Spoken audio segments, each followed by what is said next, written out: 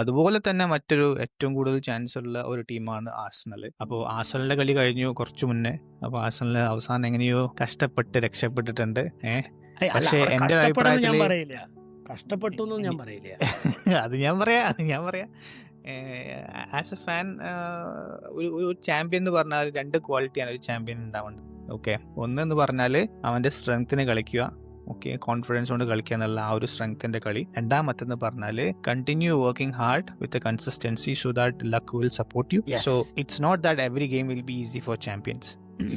ഓരോ ചില കളികൾ ഉണ്ടാവും വളരെ ഡിഫിക്കൽട്ട് ആയിട്ടുള്ള കളികൾ. ആ ഡിഫിക്കൽട്ട് കളിയിലും നമ്മൾ എങ്ങനെയാണ് ആ കളിയെ കണ്ട് അപ്രോച്ച് ചെയ്യുന്നത്, എത്ര പോസിറ്റിവിറ്റിയോട് കൂടിയാണ് നമ്മൾ ആ കളി ഹാൻഡിൽ ചെയ്യുന്നത്, അതുപോലെ തന്നെ ആ കളി എങ്ങനെ നമ്മൾ ക്ലിങ് ചെയ്ത് നിൽക്കാം, മാക്സിമം തോൽവി ഒഴിവാക്കാം എന്നുള്ളതാണ് ഒരു യഥാർത്ഥ ചാമ്പ്യന്റെ ഡെഫിനേഷൻ എന്ന് പറയുന്നത്. അപ്പൊ ആ ഒരു പോയിന്റ് ഓഫ് വ്യൂല് I hats off to Arsenal, because അവർ ഈ കളി കഷ്ടപ്പെട്ടു, എങ്ങനെയോ ഗോൾ അടിച്ചു, സമനിലയാക്കി, അവസാന മിനിറ്റിൽ അത് ആ കളിയെ അവർ ആ ഒരു ലാസ്റ്റ് മിനിറ്റ് ആ പുഷ് കാരണം ആ ഒരു കളി മൊത്തം 3 പോയിന്റ് നേടിയിട്ടുള്ളത്.